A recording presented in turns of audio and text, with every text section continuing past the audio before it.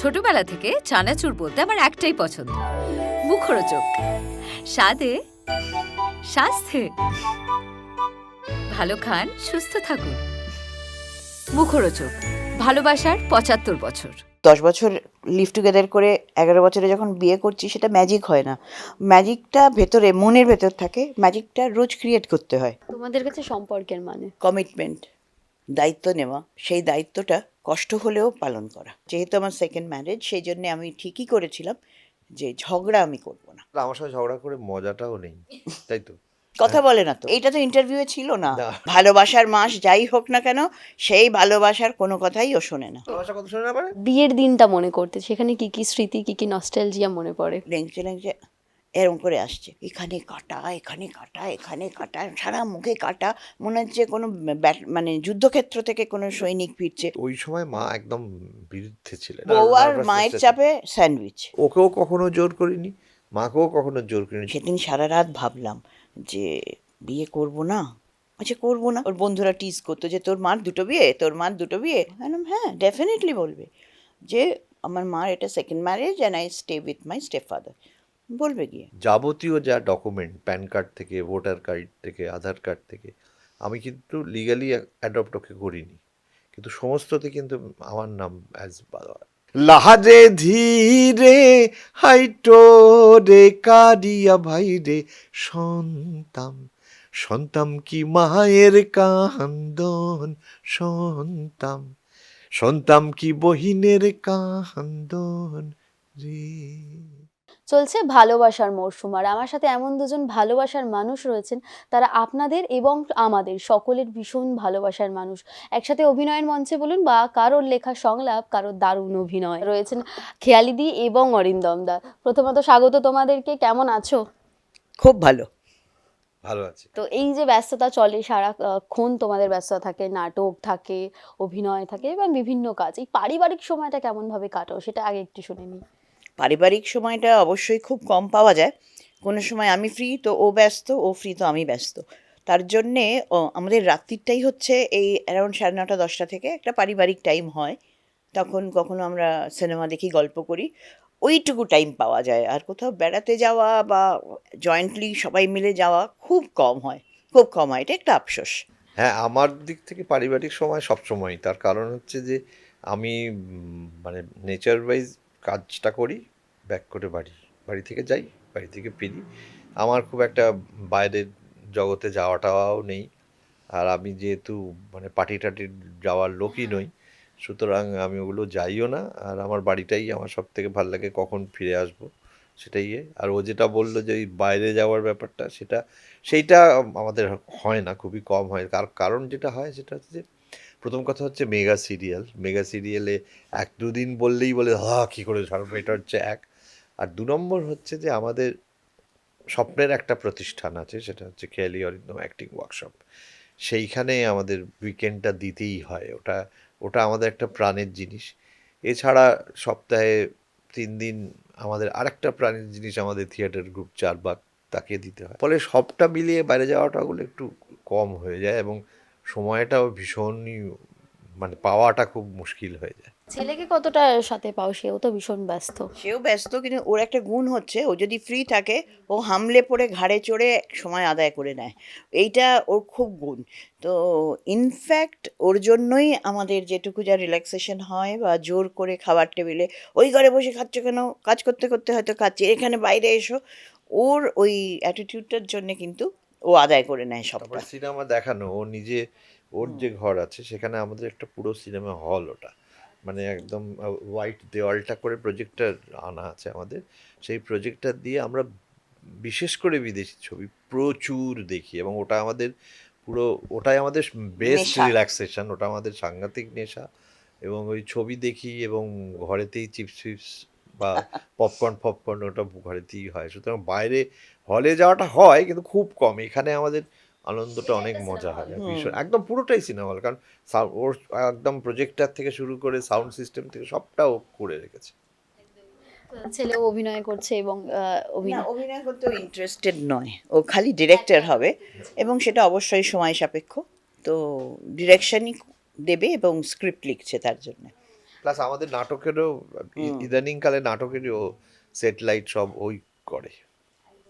এই যে ও স্ক্রিপ্ট লেখে, আমরা জানি তুমিও অসম্ভব ভালো লেখো, প্রচুর স্ক্রিপ্ট আমরা দেখেছি, অভিনয় দেখেছি। তুমি কতটা ওকে গাইড করো এই বিষয়টা? তারপরে এইখানে মা ছেলের বন্ডিং নাকি একদম শিক্ষকের মতো শেখাও? উল্টো, পাতাই দেয় না। ও আমাকে একদম করে না, বরঞ্চ আমি বলি হ্যাঁ রে, কি লিখলি একটু দেখি। ও যখন বলে আমি মানে আদান প্রদান তো একটা হয়, জানো তো, এটা সাইলেন্ট আদান প্রদান কিন্তু হয়। আমি প্রাউডলি বলতে পারি আমি ওর থেকে শিখি, আর ও আমাদের থেকে নিশ্চয়ই বাংলাটা শেখে। তো এই একটা পারস্পরিক রেসপেক্ট কিন্তু আমাদের আছে। আমি মনে করি ওর থেকে আমি বেশি শিখি, মানে আমি ওর কাছে বেশি শিখি। না, অ্যাকচুয়ালি যেটা হয় যে ওর পড়াশোনাটা তো হচ্ছে কেমব্রিজ থেকে, ফিল্ম নিয়ে কেমব্রিজ থেকে ও পাশ করা, তো তার ফলে ও একটু বেশি জ্ঞানী। কিন্তু আমাদের সঙ্গে ওই আলোচনাগুলো হয়, যেটা ভালো লাগে না ভালো লাগে নাই বলি। আর মাঝে মাঝে কিন্তু ওরও একটা ব্যাপারও থাকে যে ও আমার পরামর্শও চায় যে এটা কি হলো ওটা, তো সেটাও দিই। আর নিজেরাও কিছু কিছু জিনিস, যেমন আজকে সকালেই হয়েছে যে একটা নাটকের একটা সিন একটু রিরাইট করে সেটা ওকে জোর করে আমার সময় নেই, মিটিং যাবো না, শোনো 3 মিনিট লাগবে বলে সেটা শুনিয়েছি। এইগুলো এটা চলে নিত্য নৈমিত্তিক আর কি। এখন কি ছেলে একটু বাবা মাকে শাসনে রাখে, মানে যে কোনো দিক থেকে শরীর ঠিক রাখো, খাওয়া দাওয়া করো? ও বাবা, ও নিজেই তো শরীর ঠিক রাখে না। না, মাঝে মাঝে যখন মনে হয় তখন কিন্তু হ্যাঁ, বলে, সেটা বলে। সেটা বলে যে বয়স হচ্ছে এখন একটু দেখে দেখে, বলে না যে তা নয়, কিন্তু আমরা সবাই একটু বোহেমিয়ান, সবাই তো যার জন্যে আছি ভালো। যেটা বলছিলাম যে তোমার স্ক্রিপ্টে যখন তুমি অরিন্দম দাকে অভিনয় করতে দেখো বা তোমার লেখা সংলাপটা যখন উনি স্ক্রিনে বলেন, তো সেই সময়টা তোমার কেমন লাগে? যখন ভালো ডেলিভারি দেয় আনন্দে একেবারে গর্বে বুক ভরে ওঠে, কিন্তু যখন দেখি ফাম্বল করছে বা কিছু, তখন মনে হয় দেখেছো পাটটা পর্যন্ত পড়েনি, মানে তখন রাগ হয়ে যায়। মানে রিসেন্টলি যে নাটকটা লিখেছি চরণে সেবা লাগে, তাতে ওর একটা মেন ক্যারেক্টার প্লে করছে, তো সেখানে যখন আবু আবু করে একটু ফাম্বল করলো, মানে এই ফাম্বল করলো কেন, তখন আমার রাগ হয়, আর কিছুতেই স্বীকার করবে না আমি ফাম্বল করি।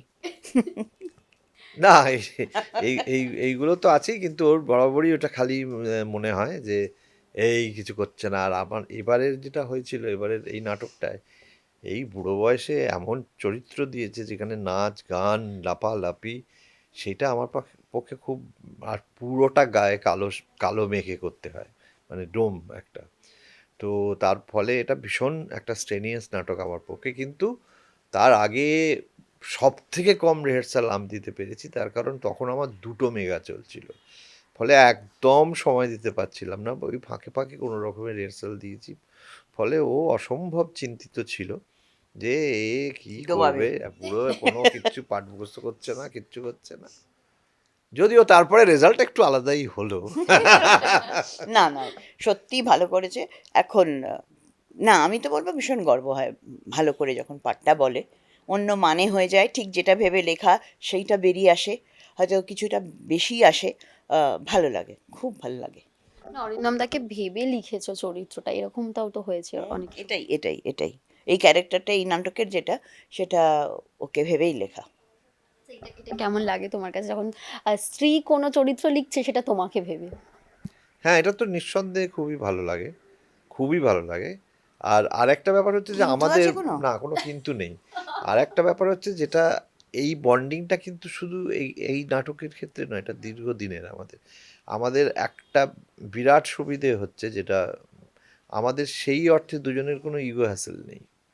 তো তার ফলে হয়ে গেছে কি যে ওর ওর লেখা কাজ করতে আমি যেমন স্বচ্ছন্দ, তেমনি আমার লেখা কাজ করতেও ও ইকুয়ালি স্বচ্ছন্দ, কারণ আমার লেখা বহু নাটকেই ও অভিনয় করে। তো সবটা মিলিয়ে ওইটা মানে আসলে হয় কি, যেটা যে ভাবনাটা দিয়ে করছি সেই ভাবনাটা মিলে যায় ভীষণ, তো সেটাতে খুব সুবিধে হয়, মানে কাজের দিক থেকেও খুবই সুবিধে হয়। ওই কন্যাদান যখন লিখছিলাম তখন ওখানে যে বাবার ক্যারেক্টারটা এত ভালো করতো, সেই জন্যে যাই ডায়লগ হোক না কেন, মাঝে মাঝে একটু গভীর কথাও এমনভাবে খুব সহজভাবেই লেখা, কিন্তু আমি জানতাম এই কথাটাও ঠিক ওইভাবেই বলবে, ঠিক ওইভাবে বলে গভীরতাটা ঠিক বার করে আনতো, খুব ভাল লাগতো। মানে স্ক্রিনেও খুব ভাল লাগে তখন। অভিনয় জীবন এবং সংসার জীবন, এই দাম্পত্য, এই জার্নিটা কেমন? কিভাবে কাটালে এই এতগুলো বছর? এই নাগরদোলার মতন ওপরে নিচে করে বেশ ভালোই ছিলাম, বেশ ভালো ছিলাম। ছেলে, আমি, অরিন্দম, প্লাস আমাদের আরও 2 ভাই আছে আমাদের সাথে থাকে, সুপ্রিয়, সঞ্জয়। আমাদের একটা মোটামুটি আমি এটাকে মেসবাড়ি বলি, যে এই মেসবাড়ির অনেক ভাড়া লোকজন আছে সেখানে। আমরা হৈ হৈ করে থাকি, আনন্দে থাকি, ঝগড়াঝাঁটি খুব কম হয়, হলেও সেটা মিটিয়ে নেওয়ার চেষ্টা করা হয়। আর আর এই যে দুজন পোষ্য, সবাইকে নিয়ে খুব ভালো আছে। বছরগুলো কেটেই যাচ্ছে খুব তাড়াতাড়ি। এখন দেখছি রে এবার তো মরার বয়স এগিয়ে আসছে। না মানে ক্যালেন্ডার তাই বলছে আর কি। না, তারপর আমাদের একটা যেটা হচ্ছে যে আমাদের এমনির সঙ্গে সঙ্গে আমরা আমাদের ছাত্রছাত্রীরা ভীষণ ভালো, ভীষণ ভালো। ওর ফলে অনেকটা এনার্জি ওরা প্রচণ্ড, এরা যেন ওরাও দাদা দিদি অন্তঃপ্রাণ, এবং সবটা মিলিয়ে এইটা মানে খুব ভালো ভালো আছি বলতে পারি। তোমাদের কাছে সম্পর্কের মানে? কমিটমেন্ট, দায়িত্ব নেওয়া, সেই দায়িত্বটা কষ্ট হলেও পালন করা। আমি ও যেটা বললো তার সঙ্গে পুরোপুরি একমত। আর একটা জিনিসও খুব ইম্পর্টেন্ট, যেটা বোধ হয় এখনকার সময় একটু অভাব দেখা যাচ্ছে, সেটা হচ্ছে আনসারেবল হওয়া। আমরা মানে জীবনে যে কোনো কারোর কিছু কাছেই হোক, আমাদের একটু আনসারেবল হওয়াটা প্রয়োজন, সেটা আমরা এখন হচ্ছি না। যার ফলে হচ্ছে কি, ঔদ্ধত্য, অহংকার ভয়ঙ্করভাবে সমাজে দেখতে পাই এখন। তো আমরা কারোর কাছে আনসারেবল নই আমরা। এই যে অ্যাটিচিউডটা, এটা বোধহয় ভয়ানক ক্ষতি করছে সমাজের।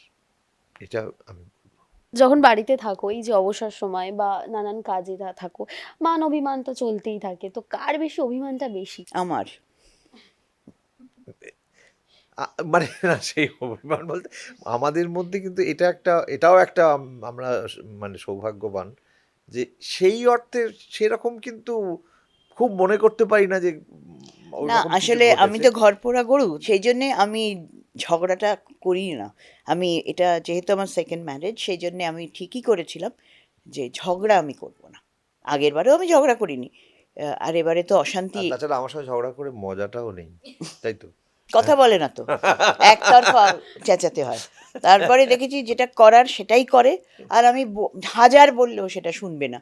আর ও না ভীষণ ওই ফল্গু নদীর মতন ভেতর দিয়ে চলে, ওপর দিয়ে তুই মনে হবে সব শুনলো বুঝলো, কিন্তু একটুও যে শোনে না সেটা পরে যখন বুঝে গেলাম যে ব্যাপারটা তাহলে এই, ওর যেটা মাথায় ঢুকবে সেটাই করবে, আর বলি না। না, কিন্তু না শোনার ব্যাপারগুলো যেগুলো থাকে সেগুলো একটু একটু অদ্ভুত ধরনের। তার কারণ হচ্ছে, যেমন আমি একটা উদাহরণ দিই, যে এখন কাজ তো করতেই হয়, পেট চালানোর জন্য কাজ করতে হয়, কিন্তু কাজের মান এমন জায়গায় পৌঁছে যাচ্ছে, খুব কষ্ট করে কাজ করতে হয়। তো সেই জন্যই মাঝে মাঝেই মনে হয় যে একটু বেকার হতে খুব ভালো লাগে, আর সেইটা নিয়ে ওর এটা মানে হয় কখনো? আরে রোজগের এসে আমি এসে বলছি আমি রোজগার করবো না, বসে থাকবো, তারপর কি খাবো? এটা এটা বোকা বোকা এইটা কথা। আমার একটা এই আমার যদি যদি কোনো থাকে যে এইটা আমি খুব মানে কি বলবো, ওই এখন যে জায়গায় পৌঁছে গেছি, সেটা হচ্ছে খুব ক্রিয়েটিভ কাজের মধ্যে ডুবে থাকতে আমার বেশি আনন্দ লাগে। হ্যাঁ, পুরোনো সময় হলে বলতাম ছেলে বড় হলে আমি শান্তি পাবো। এখন তো সে গ্যারান্টি নেই যে ছেলে বসে খাওয়াবে বা মেয়ে বসে খাওয়াবে, চলে গেল কোন প্যারিস কোন লন্ডন কোথায় চলে গেল। সুতরাং কাজটা বন্ধ করে দেওয়া উচিত নয়, বল? উচিত? না, তবে এখনো আমি একটু ধান্দায় আছি, কি হবে আমি সেটা জানি না, মানে একটু পুরোপুরি ডিভোট এসব করা আমি ভেবো না, এইটা তো ইন্টারভিউয়ে ছিল না। না। শিল্পীর তো রিটায়ারমেন্ট হয় না। হ্যাঁ, রিটায়ারমেন্ট না, আমি আমার ক্রিয়েটিভ কাজ করতে চাই। যেখানে রোজগার নেই। না, ওর অভিযোগ আমার সম্বন্ধে এইটাই ও যে সব আমি থেকে ভালোবাসে সেই কাজ যেখানে কোনো টাকা নেই, শুধুই কিছু দিয়ে যাও দিয়ে যাও দিয়ে যাও, এটাই হচ্ছে ওর লাইফের মোটো। এবং এবং ইন বিটুইন আরেকটা কাজ, সেটা করতে গিয়ে সেইটা ও প্রথম একবারই হয়েছে, যেটা আমার গিন্নি আর আমার ছেলে রিভোল্ট করে আমার সামনে দাঁড়িয়ে গেছিল, যে এটা তুমি নয় ওটা বাছো, নয় এটা বাছো। আরে যখন আর্টিস্ট ফোরামের সেক্রেটারি ছিল তখন ফোরাম করে এত ইনভলভড হয়ে গেল, কার খাওয়া হচ্ছে না, কার কষ্ট হচ্ছে, কার হসপিটালে ভর্তি, বাড়িতে থাকতোই না বা কিছু মাথায় ঢুকতো না। তখন আমি আর ছেলে বললাম, নয় ফোরাম নয় সংসার, দুটোর একটা তুমি বাছো। ও থাকলে আমরা থাকবো না, আমরা থাকলে ওটা না, থাকবে না। তখন আরেকটা সমস্যাও হয়েছিল। সমস্যাটা মানে শরীর খারাপ সেটা হয়ে গেছিল। শরীর খারাপ তো বটেই, তার সঙ্গে আরেকটা মূল যে ব্যাপার হলো যে এইটা করতে গিয়ে এই স্বার্থপর জগৎটাকে এত বেশি চিনেছি যার ফলে দেখা গেল যে সবাই যে যার মতো আছে, কিন্তু আমাকে কেউ আর কাজ টাজে নেয় না। সব ভয় পায় আমাকে কাজে নিতে, ফলে আমার কাজকর্ম ছিল না। আর যখনই মানে এটা ইস্তফা দিলাম, তারপরেই আমার আবার কাজ করে কুল পাই না, ছেড়ে দিই। কিন্তু ওই সময়টা, ওই ফেজটা, মানে যেহেতু আমি সব সময় ফোরফ্রন্টে থাকতাম, তার ফলে আমার কাজকর্মটা লোকে নিতে ভয় পাতো, মানে প্রযোজকরা আমায় নিতে ভয় পেতেন এবং চাইতেনও হয়তো যে আমি ওখান থেকে দূর দূর হয়ে যাও। তখন একেবারে শক্ত হাতে তুমিই সামলেছো যে না ওইটা। আর আমার ছেলে, ওরা আমরা দুজন দুজন। মানে ভয় একটা লেভেল এলো যখন সেখানে ভয়ঙ্কর হয়ে গেছিল ওরা, মানে ওটা থাক সেটা করলে- থাক, হ্যাঁ। ওই সব এটাই এইখানে নয়। অরিন্দমদা একটু নরম মনের মানুষ, আর শক্ত হাতে মানে তুমিই সামলাও। নরম আমরা দুজনেই, কিন্তু ও যেহেতু সত্যি ভেতরটা ওর খুব অন্যরকম, এই যুগের সাথে মেলে না, ওর ধ্যান ধারণা কিছুই মেলে না, খুব ডাইনোসর যুগের একটা লোক, প্রাচীনতম, তো বিরল প্রজাতি, মানে অবলুপ্ত প্রজাতির একমাত্র পিস বসে আছে, তো ওর কিছুই মেলে না। সুতরাং একটু তো গার্ড করা নয়, মানে কেউ যদি বলে অরিন্দম না ভীষণ সরল, অরিন্দম এত সরল, এইটা এই বললে সরল বললেই আমার মনে হয় গালাগাল দিল কেউ। আমি বলছি তো, এইটা 2 অক্ষর 3 অক্ষর 4 অক্ষর গালাগাল দাও তাও ভালো, সরল বোকাটা শুনলে আরো মনে হয় আরো জঘন্য গালাগাল ওর পক্ষে। না, আসলে কি হয়েছে যে আমার জার্নিটা এত বছরের, আহ, এখন বোধহয় আমি one of the senior most artist, কারণ আমার অনেক বেশিরভাগেরই ধারণা যে হংসরাজ, কিন্তু হংসরাজের অনেক আগে। হংসরাজ রিলিজ করেছিল 76, আর আমি ইন্ডাস্ট্রিতে এসেছি 66, এবং 66 থেকে যে কাজ শুরু করেছি আর আজকে 2024, আমার রেকর্ড বোধহয় এইটাই যে 66 থেকে 2024 আমার কোনো বিরতি নেই, আমি কিন্তু টানা কাজ করে গেছি। তো তার ফলে এত কিছু জীবনে দেখেছি, এখন যার ফলে হয়ে গেছে কি, এখন আমি খুব ভালো আছি, তার আরও ভালো আছি। তার কারণ হচ্ছে যে এখন আমি আমার কাজটুকু ছাড়া ওই জগতের সঙ্গে একেবারেই বিচ্ছিন্ন। আমি আমার এই নিজস্ব জগৎ, আমার পরিবার, আমার নাটকের দল, আমার ইনস্টিটিউট, এটা নিয়ে আমি খুব ভালো থাকি। এবং ওই জন্যে ওইটা আমার মানে আমি খুব মজায় আছি এখন। আগে অতটা মজায় ছিলাম না, কিন্তু এই কারণে। আমি হংসরাজের কথাতেই আসছিলাম। একটা জনপ্রিয়, মানে কি বলবো, এটা একটা মাইলস্টোন হংসরাজ। তো এখনো প্রচুর কথা হবে, মানে তোমরা নিজেদের মধ্যে সেই কাজটা নিয়ে আলোচনা করো, বা তুমি কখনো ওটা প্লেব্যাক দেখেছো পরে? খুব একটা করে কি বোধ হয় না। না মানে মাঝে মাঝে ওর বন্ধুরা যারা, হ্যাঁ, শামু বলে ওর যে বন্ধু, শামু দাদা যার পাঠ করেছিল বাসুদেব, ওকে শামুই বলি আমরা, তো ওর সাথে ওর খুবই ভালো বন্ধুত্ব। ও যখন আসে কথা ওঠে, ওদের হ্যাঁ, পুরনো বন্ধুরা সেগুলো যখন হয়। একসাথে হয় আবার কথা ওঠে, তো এইরকমগুলোর সময় তো অবশ্যই ওঠে। আর কখনো কখনো বলে, ওইটা কি বলো তো, ওইটা কোন বাড়িতে শুটিংটা হয়েছিল, মনে আছে এখানে হয়েছিল, এই ওটা ওখানে হয়েছিল, ওইরকম জায়গায় গেলে তখন ডেফিনেটলি আলোচনা হয়। বলে মাঝে মাঝে, ও বলে, গল্প করে। গানের চর্চা করা হয়? গানের চর্চা সেই অর্থে কিন্তু আমি কোনোদিনই সারা জীবনে কোনোদিনই সেই রেয়াজ করছি সেটা খুব কম হয়েছে। কিন্তু আমার গানটা মানে কি বলবো, আমার ঈশ্বর বোধহয় প্রদত্ত। এটা রক্তে রয়েছে, কারণ এখনো পর্যন্ত ঈশ্বরের আশীর্বাদে আমি গাইতে পারি, মানে ভালোই গাইতে পারি, খারাপ না। তুমি কখনো আবদার করেছো যে একটু গানটা শোনাও বা এই গান? ও বারবারই বলে এইটা কিন্তু ঠিকই, ও বারবারই বলে এই কথাটা যে তুমি গায়ক হলে বেশি ভালো হতো। এটা বারবার ও বলে, এখনো বলে, আজও বলে যে ও গান, আর বিশেষ করে আমি যে ফোক গাইতাম বা ভীষণ এখনো ভালো গায় ফোক গান। বলে, ওই ফোকটা ওর ভীষণ পছন্দ হয়, যার ফলে ও যখন নাটক করে অবভিয়াসলি আমি মিউজিক করি, এবারে যদিও ব্যাকগ্রাউন্ডটা আমার ছেলে করেছে, কিন্তু গানগুলো আমি করেছি তৈরি। কিন্তু ওই ওই বরাবরই ওই ফোক টিউনের মিউজিক আমাকে দিয়ে ভীষণ করাতে চায়, তো সেইগুলো আমি করি। এবং সেই আবদার শোনে না। ভালোবাসার মাস যাই হোক না কেন, সেই ভালোবাসার কোনো কথাই ও শোনে না। বিশাল অভিযোগ। ভালোবাসা কথা শোনে না পারে? ভালোবাসার কথা আর কি ভালোবাসার কথা, তুমি গান গাও গো, শোনো না তুমি একটা গান গাও, এরম করে তার বলার সময় না, নয়। সেটা যখন মাঝে মাঝে টুক করে টুক গেয়ে করে ওঠে কখনো আর কি। তুমি আজকাল গাও না। আমরা কিন্তু ঝগড়ায় চলে যাচ্ছি। হ্যাঁ, হ্যাঁ।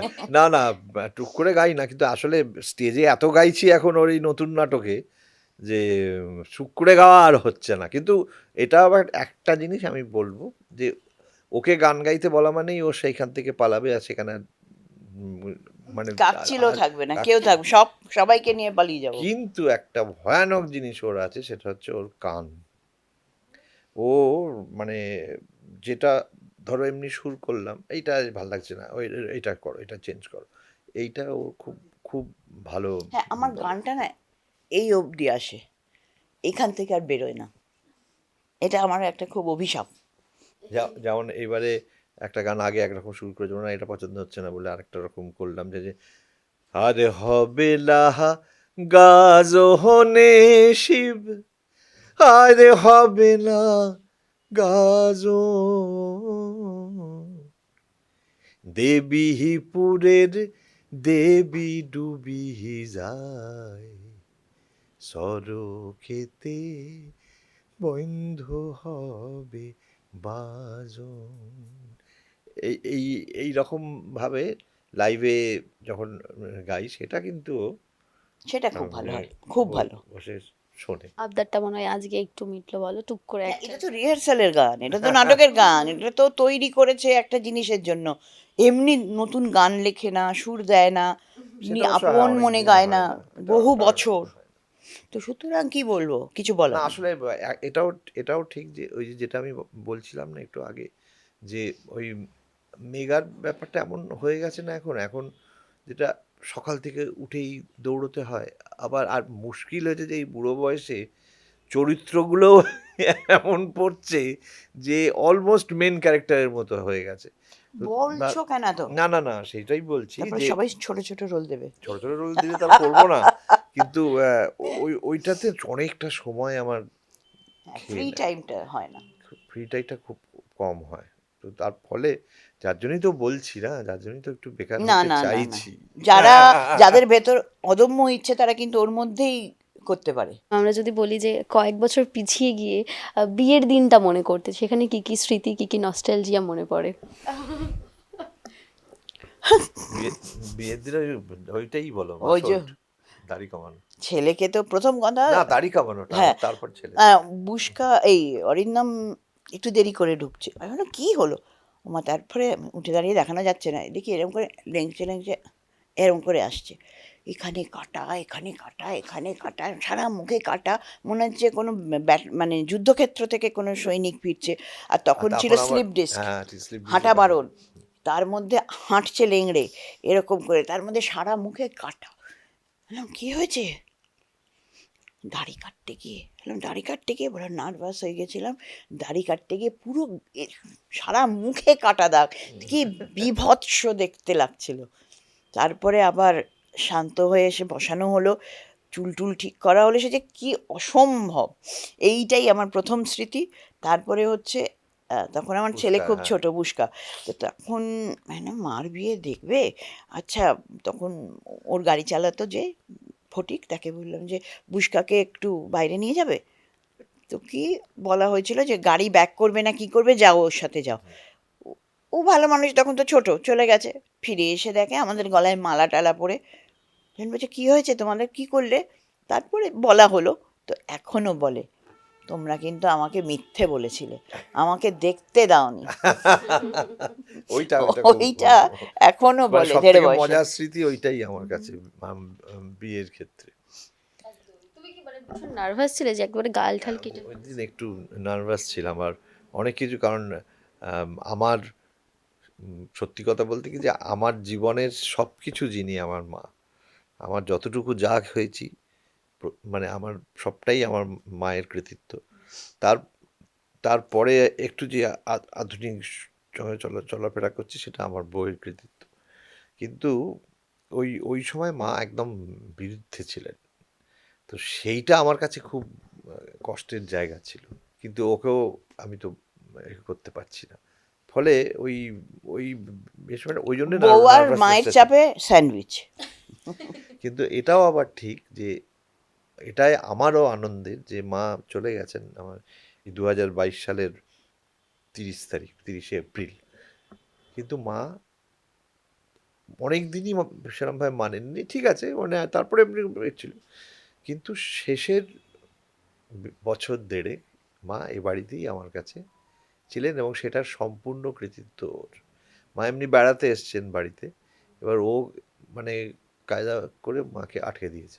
তখন সেই কোভিড আসছিল। হ্যাঁ, আর সেই যে আটকে দিয়েছে মা এখানে থেকে গেলেন, ওইটা আমার কাছে খুব আনন্দের যে অ্যাটলিস্ট শেষের বছর দেড়েক মা আমার কাছে ছিলেন এবং খুব হইহুল্লোড়ের মধ্যেই ছিলেন। সেই সময় সেই ডিসিশনটা নেওয়া এবং মায়ের কিছুটা বিরুদ্ধে গিয়েও তোমার কাছে কঠিন ছিল সেই সময়টা? নিঃসন্দেহে কঠিন ছিল, কারণ আমার মাকে অমান্য করাটা তো আরও কঠিন, কারণ সবসময় তো বলছি না যে আমার গড়ে ওঠার পেছনে আমার মায়ের বিরাট অবদান।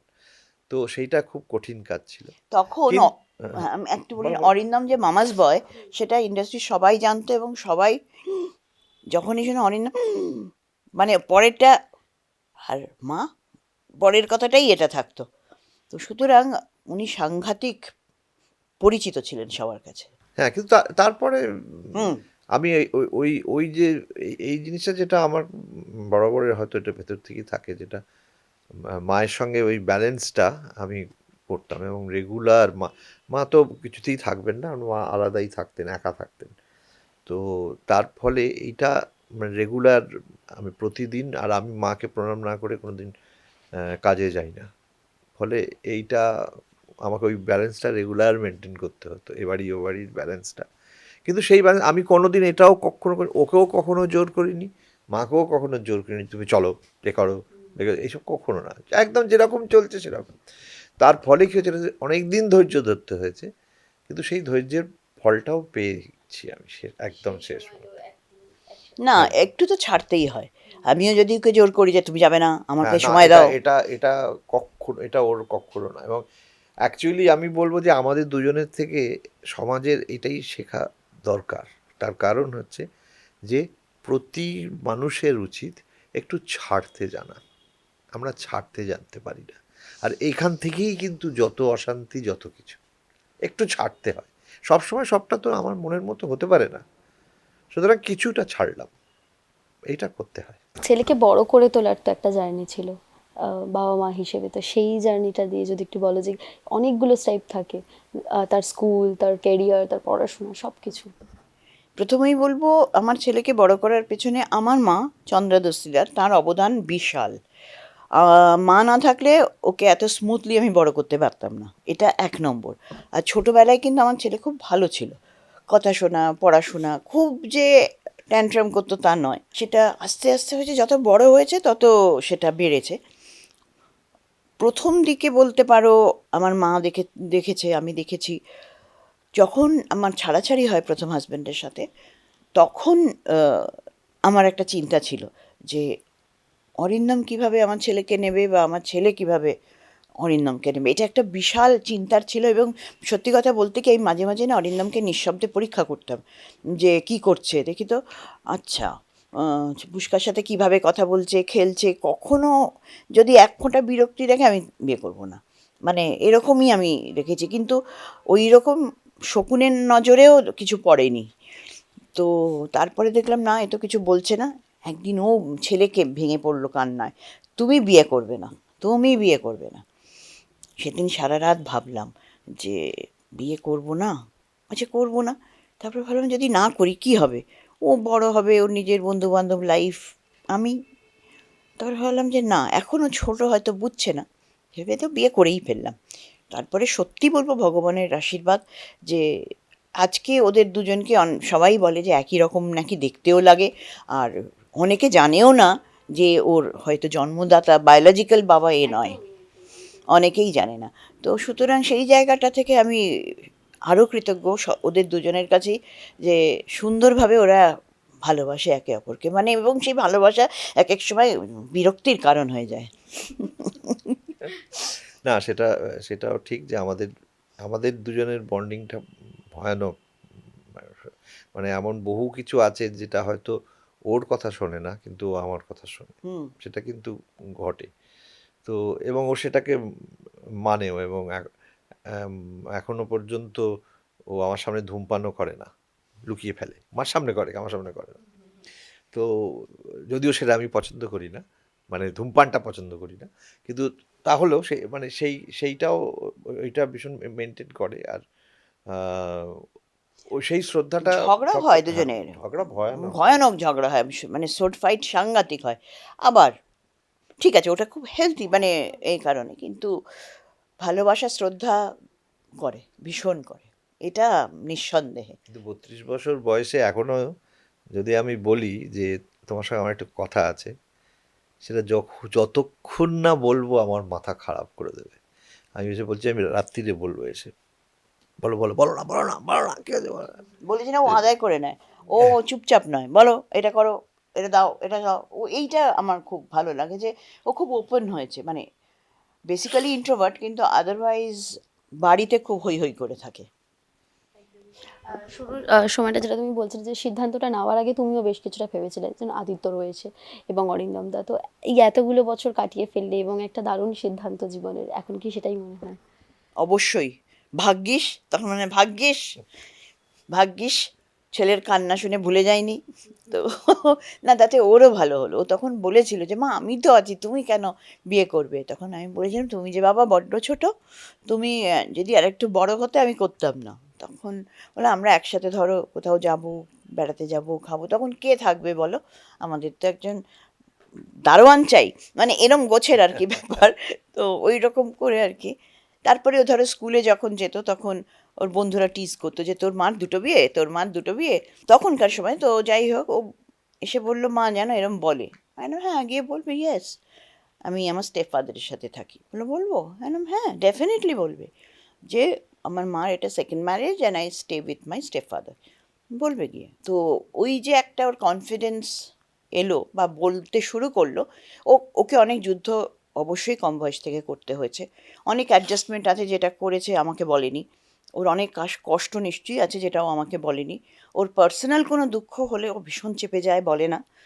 আহ, তখন হয়তো কিছুটা বাবা হয়ে আমরা বুঝতে পারি, কিন্তু আসল দুঃখ ও কখনো খুলবে না, সেই জায়গাটায় ও ভীষণ চুপ। আদারওয়াইজ অদ্ভুত, কিন্তু ও খুব মজা করেই থাকে।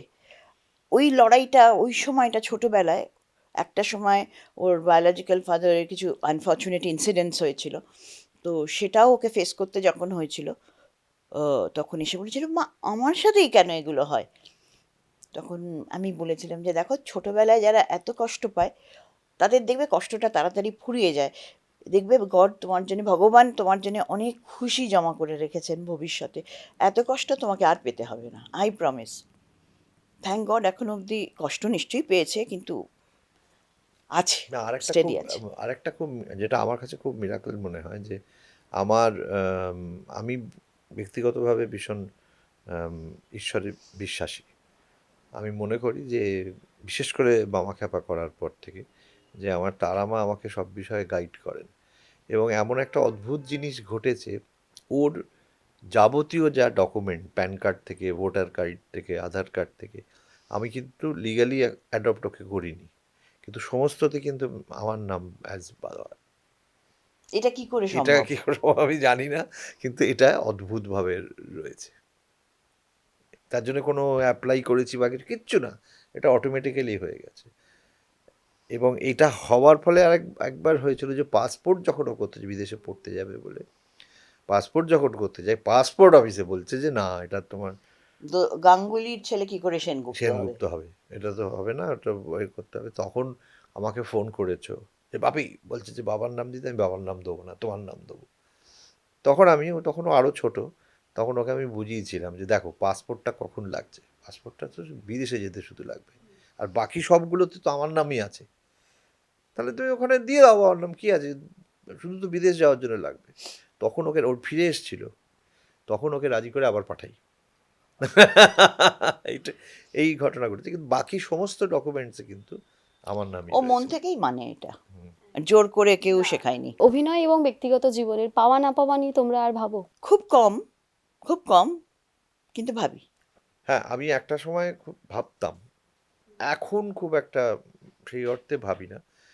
এখন আমার যেটা ভীষণ মনে হয় যে আম, নিজের নিজের ঠিক আছে, কিন্তু ও যে রেঞ্জের অভিনেত্রী, আবার সেই সেই জায়গাটায় কোথায় একটা আমার মনে হয় যে আরো একটু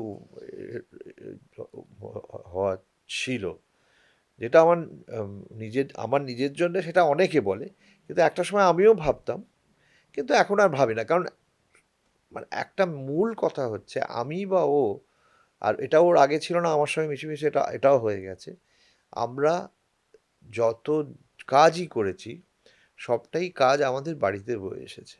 কোনোদিন পিআর করার জন্যে পার্টি করছি, আর আমি তো আবার ড্রিঙ্ক ফিঙ্কও করি না, ফলে পার্টি করছি, একসঙ্গে বসছি, এইগুলোর কোনোদিন নেই। তার তবে ফলে যারা হ্যাঁ বলো। যারা মনে করে তারা আমাদের কাজেই নেয়, আর আমাদের সেই অভ্যেসটাই কোনোদিন হয়নি যে আমার একটু দেখো না, আমাদের একটু দেখো না কীভাবে এইসব বলা, এটা ও কোনোদিন না আমি করেনি। বলেছি ও একটু, অনেক আগে করতো, কিন্তু না আমি ওই যে এখনো বললাম যে বলি, আমার ইনফ্লুয়েন্সে খুব কম কিন্তু বলি।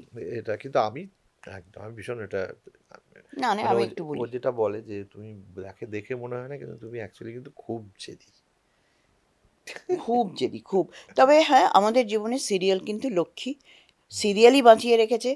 যখনই দেখেছি কোনো অভাব, সত্যি মায়ের আশীর্বাদে সিরিয়াল এসে গেছে। সিনেমা ভালো, থিয়েটার ভালো, সবাই বুকে।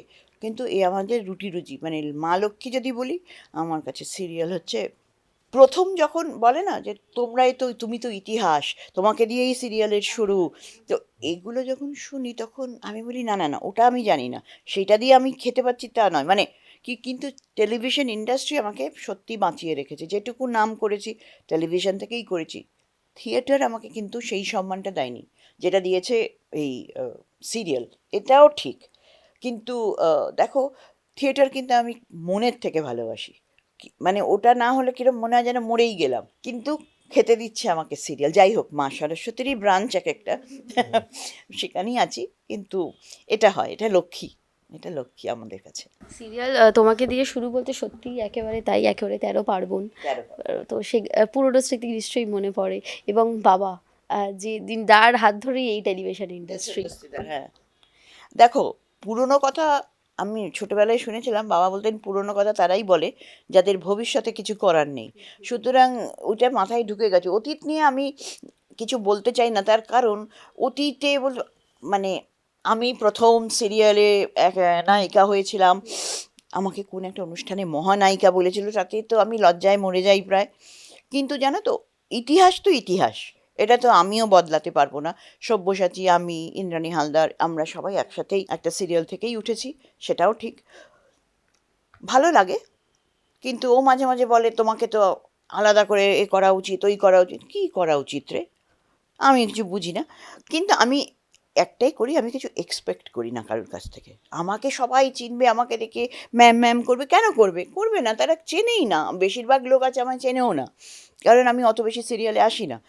তো এইখানটা থেকে, এটা তুই বললি না একটু আগে, মনে হয় না কিছু, মনে হয় কি না পাওয়ার এটা, না। তবে একটা জিনিস মনে হয়, আমি কি হারিয়ে গেলাম? মানে এটা এমন একটা অভ্যেস এত কম বয়স থেকে, যে এখন যদি ৩-৪ জন বলে আপনার নামটা বলার সময়, তখন মনে হয়, ও আমি তো এখন চেনে না। ওই ১ সেকেন্ডের মধ্যে একটা খারাপ করে বেরিয়ে চলে যায়। তো এইটা দেখো, অ্যাপিয়ার না করলে হবেই, কিন্তু আমি ভীষণভাবেই এগুলোকে গায়ে মাখি না, সত্যিই মাখি না। কারণ আমি মনে করি আমি যা পেয়েছি যথেষ্ট পেয়েছি। ঈশ্বর আমাকে প্রাণ ঢেলে দিয়েছেন, আমাকে যেটুকু লোকে চেনে আমি তাতেই খুশি। সুতরাং কিন্তু যখন দেখি হঠাৎ করে একটা অচেনা, কেউই চিনছে না, মানে ও আপনি করেন, আপনি সিরিয়াল করেন, তখন ওই যে এক আধটা সময়, 1 সেকেন্ড 2 সেকেন্ড ওই চলে যায়। তাই জন্য অতীত খুব ভাবি না, বর্তমান নিয়ে ভালোই আছি। সম্প্রতি কাগজেই একটা আর্টিকেল পড়েছিলাম যে বাঙালি অতীতেই পড়ে আছে, অতীত নিয়ে থাকতে ভালোবাসে, এটা এটা হয়তো বাঙালির শক্তি, হয়তো উনি সত্যিই বলছেন। কিন্তু আমার আরেকটা প্রশ্ন, যে অতীত নিয়ে কেন বাঁচবো না? তার কারণ হচ্ছে যে আমি তো বর্তমানে কিছু দিতে পারছি না। রাজনীতি থেকে শুরু করে সাংস্কৃতিক জগৎ থেকে শুরু করে সব জায়গায় তো একটা অদ্ভুত শূন্যতা। তো আমাকে তো অতীত দিয়ে বাঁচতেই হবে। আমি যা সব দেখছি, যা সব শুনছি, এইগুলো নিয়ে তো বাঁচছি, তাহলে আমাকে তো অতীত টানবে। আর বিশেষ করে আমি তো অতীতের, ডাইনোসর। হ্যাঁ, অতীতের ডাইনোসর এবং অতীতের কিংবদন্তিদের সঙ্গে কিন্তু কাজ করেছি। সঙ্গীত জগতে, অভিনয় জগতে ম্যাক্সিমাম কিংবদন্তির সঙ্গে কাজ করেছি। তো আমি তো তাদের দেখেছি চোখের সামনে, তাদের দক্ষতা দেখেছি, তাদের প্রতিভা দেখেছি চোখের সামনে।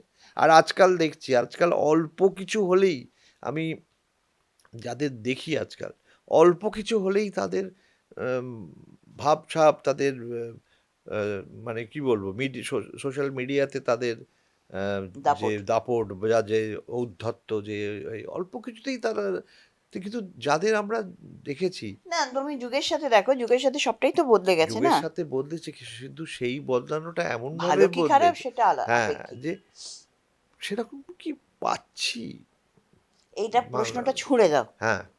পাচ্ছি, সবাই ভাবুক আমি আমি পাচ্ছি বা- আমি না বা- পাচ্ছি না। হ্যাঁ, আমি মনে প্রাণে বাঙালি, ভীষণভাবেই বাঙালি। বাংলা আমাকে টানে সব ব্যাপারে, কিন্তু সেই হতাশাটা তো আছেই। আচ্ছা, কোন কোন জিনিসগুলো একেবারে শেষ বয়স পর্যন্ত আঁকড়ে ধরে রাখতে চাও, মানে যেগুলো ছাড়া একেবারেই চলবে না? চোখ যাতে পড়তে পারি, আর আঙুল যদি থাকে খুব ভালো, লিখতে পারবো, ছবি আঁকতে পারবো, ব্যাস। আমি তো ওই মানে আমার যে জগৎ, যেটা আমার প্রাণ, সেইটা নিয়ে যেন থাকতে পারি। আর সব থেকে বড় কথা হলো, ও যতই বলুক, আহ, আমার সব কিছু চলে গেলে আমি হয়তো অত দুঃখ পাবো না, কিন্তু যদি আমার কোনোদিন গলা চলে যায়, আমি যদি গাইতে না পারি, সেটা আমার খুব দুঃখ হবে। ওইটা যেন শেষ অথচ বয়স যখন পর্যন্ত গাইতে পারে তখন কিন্তু গাইছে না। সে ফুল ফুল দমে যাতে গাইতে, গানটা থেকে যায়। এবং সেইটাই আমি ক্রিয়েট করতে, গান তৈরি করতেও খুব ভালোবাসি। সেটা এখন যেটা হয়ে গেছে, হয়তো আগে যেমন এমনি বসে বসে অনেক গান তৈরি করতাম, এখন একটু কাজের হলে তখন করি। এবং হয়তো সেগুলো ওই বিশাল প্রচুর ওটা হয়তো হয় না, কিন্তু যে যে জায়গায় হয়, যেমন ওর এই কারেন্ট নাটকেই, সব নাটক তো সবাই খুব প্রশংসা করছে, কিন্তু এসে বলছে যে কি অসাধারণ গান। এইটা আমাকে খুব আনন্দ দেয়, যে এই যে আমার এই ক্রিয়েশনসগুলো যখন আমি গান তৈরি করি, সেই গান কিন্তু লোকের মনে ভীষণভাবে ছোঁয়। কিন্তু সেটা ওই নাটকেই সীমাবদ্ধ থাকে, কিন্তু সেগুলো ছোঁয়, কারণ এখনও আমি সেই মেলোডিটাকেই ধরে আছি। শেষ করব, শেষে একটাই প্রশ্ন আছে, যে তোমার কাছে অরিন্দম দা এবং তোমার কাছে খেয়ালি দি, তুমি মানুষটা ভালো। এটা একই কথা আমিও বলবো, যে ওর মনটা বিশাল। এটাই এটাই বোধহয় আমার সব থেকে ভালোবাসার জায়গা। এত বিশাল মন খুব কম পাওয়া যায়। নতুন প্রজন্মের কাছে তোমরা আদর্শ, তোমাদের দেখে অনেকেই শিখবে, জানছে, এবং এই যে সম্পর্ক বাঁচিয়ে রাখার একটা মন্ত্র রয়েছে, তো শেষে তাদের কি বলবে? এবং আমি অরিন্দম দাকে বলবো যে খেয়ালিদির আবদার থাকে সবসময় একটা গানের জন্য, তুমি একেবারেই তা একদম গাইছোও না, লেখালেখিটা হচ্ছে না, তো সেটাও কন্টিনিউ করো, আর শেষে একটা গান যদি তুমি খেয়ালিদির জন্য গাও। এই লেখালেখি হচ্ছে না, না আমরা এখনো এবারের বইমেলায় কিন্তু আমার একটা নাট্য সমগ্র বেরিয়েছে। নতুন লেখা নয়। নতুন লেখা নয় অবশ্য, সেটা ঠিক। নতুন লেখা। আর গানটা তো ঘুরে ফিরে, আমি একটা কথা বলি, বেশি বলা হলে এডিটে বাদ দিয়ে দিই, সেটা হচ্ছে নতুন প্রজন্মকে একটাই জিনিস বলা উচিত, সেটা হচ্ছে বিয়েটা না ম্যাজিক নয়। মানে আমার এতদিন 10 বছর লিভ টুগেদার করে 11 বছরে যখন বিয়ে করছি, সেটা ম্যাজিক হয় না। ম্যাজিকটা ভেতরে, মনের ভেতর থাকে, ম্যাজিকটা রোজ ক্রিয়েট করতে হয়। মানে প্রদীপটা যেমন রোজ ধরাতে হয়, এই বিয়েটাকেও এর প্রদীপ জ্বালানোর মতন করে দুজনকেই বাঁচিয়ে রাখতে হয়। এটা টেলার মেড, এটা গড হেভেন থেকে তৈরি হয়ে আসে না, এটা প্রচণ্ডভাবে দুটো মানুষের কাজ, এইটুকুই।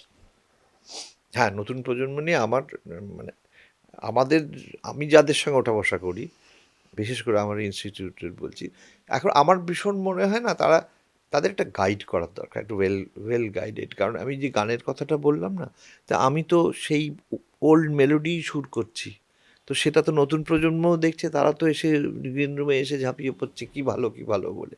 তো তার মানে আমরা বোধহয় আমাদের দেওয়াটাও বোধহয় খামতি থেকে যাচ্ছে। আমরা বোধহয় মানুষকে একটু কম মানে আন্ডার এস্টিমেট করছি, যে এটা নিতে নেবে পারবে না, না। এটা নেবে না, এইটা একটা ভয়ানক ভুল। তো যাই হোক, গান গান গান বলতে গেলেই যখন গাইবো, ছোট করে। ছোট করে গাইবো। আচ্ছা, ছোট করেই গাইছি। আহ, একটা পুরোনো গান খুব মনে পড়ছে। ইনফ্যাক্ট আমার এখন ফোক যেহেতু খুব ভালোবাসে, ফোক বলতে দেখবে 10টা থেকে 12টা গান আছে, সেইগুলোই সবাই ঘুরে ফিরে গায়। কিন্তু আমি একসময় প্রচুর ফোক গাইতাম, তো এখন আমার মনে হচ্ছে যে কদিন আছি তো জানি না, তো গান ওই আমার এই গানগুলোকে একটু দিয়ে যেতে চাই, সেজন্য একটু হয়তো গানের ক্লাসও করবো ভাবছি, এই গানগুলো শেখানোর ওরে জন্য। গা, তো একটা গান এতক্ষণ, এই যেহেতু কি কাপল, আজকে এটা উপলক্ষ কি আজকের? এই ধরো ফেব্রুয়ারি মাস, ভ্যালেন্টাইনের উপর সরস্বতী ভ্যালেন্টাইন। তো ওইটা একটা হ্যাঁ। ওইরকম একটা বিয়ের গান, একটা সাগর দিঘির উত্তর না পারের বাদশা, সাগর দিঘির দক্ষিণ না পারের বাদশা, লাল কি লাল কি রঙের পালকি, লীল কি লীল কি রঙের মাহাফারে, লাহারে ধীরে হাইটো রে কারিয়া ভাই রে, লাহারে ধীরে হাইটো রে কারিয়া ভাই রে, সন্তাম কি মায়ের কান্দন, সন্তাম কি বহিনের কান্দন রে। বিয়ের গান এটা একটা।